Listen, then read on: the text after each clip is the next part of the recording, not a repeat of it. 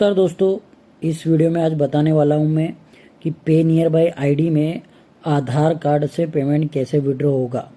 बहुत सारे रिटेलर भैया नई नई आइडिया लेते हैं, नए रिटेलर बनते हैं तो उनको ये पता नहीं होता कि कैसे पेमेंट निकलता है, क्या प्रोसेस रहती है, क्या क्या कस्टमर की डिटेल डालना पड़ती है। तो इस वीडियो में आपको मैं सारी चीज़ें बताऊंगा, आप पूरी वीडियो ध्यान से देखिएगा। तो सबसे पहले आपको आईडी लॉगिन कर लेना है। तो होम पेज में ही आपको ये वाला ऑप्शन देखने को मिलेगा। सबसे पहला ऑप्शन है आपका AEPS। जब इस पर आप क्लिक करेंगे, सिंपल है, ये AEPS वाला सेक्शन खुल जाएगा। अब ऊपर सबसे ऊपर दिखाई दे रहा है विड्रॉल और एक तरफ दिख रहा है बैलेंस एंड स्टेटमेंट इंक्वायरी। आप इसमें कस्टमर का डायरेक्टली विड्रॉ भी कर सकते हैं, देन उसके पहले आप बैलेंस इंक्वायरी या फिर उसका स्टेटमेंट भी चेक कर सकते हैं। तो मैं आपको दोनों प्रोसेस बता देता हूँ। तो सिंपल, अगर जैसे कि किसी कस्टमर का आपको पेमेंट विड्रॉ करना है तो आप सबसे पहले उसका अमाउंट डालिए, कितना निकालना है।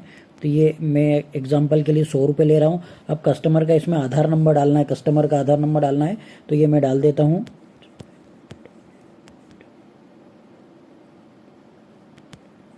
ये आधार नंबर सिलेक्ट कर लिया। फिर कस्टमर से आपको पूछना है कि कौन सी बैंक में अकाउंट और किस बैंक के खाते से आपको पेमेंट विड्रॉ करवाना है। तो ये व्यू ऑल पे क्लिक करेंगे तो आपको सारी बैंक देखने को मिल जाएगा। आप यहाँ ऊपर से सर्च भी कर सकते हैं। जैसे एग्जाम्पल के लिए जो मुझे बैंक ऑफ इंडिया से निकालना है,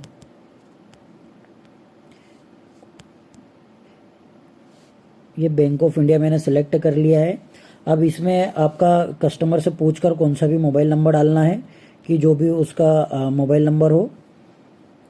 ये कंटिन्यू पे क्लिक करना है। प्रोसेस एंड सेल्फ वेरिफिकेशन, ये इसका मतलब ये है कि कस्टमर का पेमेंट विड्रॉ होने के पहले जिसके नाम से रिटेलर आईडी है उनका सेल्फ वेरिफिकेशन होगा। तो आप ये वेरिफिकेशन करिए उनका फिंगरप्रिंट लगवा कर। ये हमने एजेंट का सेल्फ वेरिफिकेशन कर दिया है, ठीक है। अब इसके बाद में आपको दिखा रहा है 100 रुपये अमाउंट फिल है और ये टिक करने का ऑप्शन है और बैंक ऑफ इंडिया से विड्रॉ होगा। अब ये कस्टमर का फिंगरप्रिंट वेरीफाई करना है, तो स्कैन एंड वेरीफाई पे क्लिक करेंगे। अब एक कस्टमर का फिंगरप्रिंट हमने लगा दिया है। ये हमारा Your ATM transaction was successful. 100 rupees has been debited from your Bank of India. ये आपका ट्रांजेक्शन सक्सेसफुल हो चुका है और इसमें बैंक ऑफ इंडिया में रिमेनिंग बैलेंस भी बता दिया। 100 रुपये विड्रॉ होने के बाद कितना बैलेंस अकाउंट में है। ओके, तो ये आप यहाँ से ऐसे कर सकते हैं।